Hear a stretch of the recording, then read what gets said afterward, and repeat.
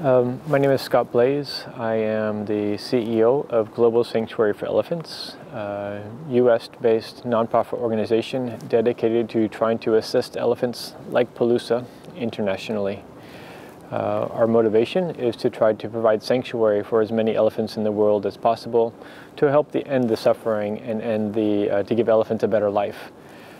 Our objective, and the objective of the entire team here in La Plata, was to help Pelusa reach the sanctuary for the first time in her life, to be able to live freely among other elephants, to experience the dynamics of a herd, the touch, the sounds of another elephant. For a couple of years now, she has not laid down. This can be exhausting for an elephant. It can be cause more damage to the ailing body because the body can't fully rest.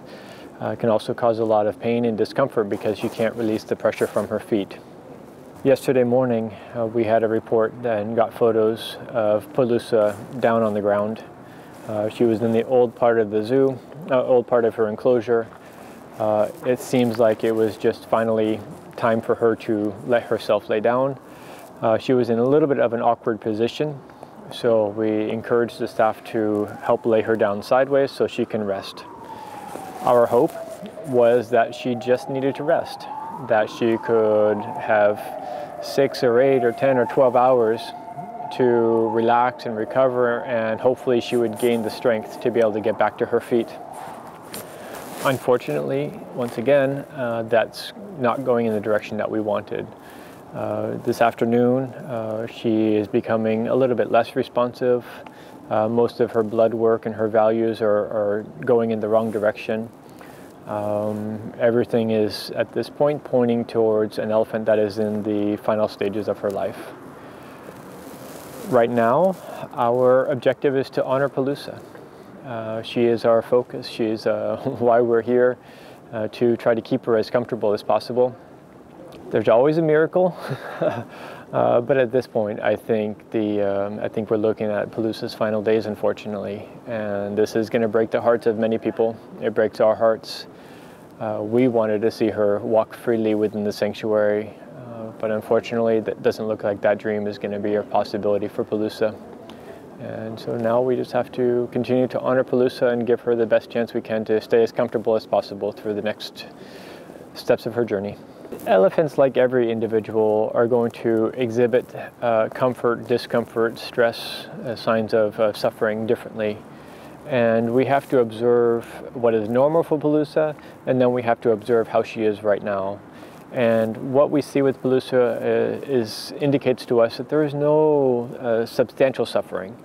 She's not in a lot of discomfort.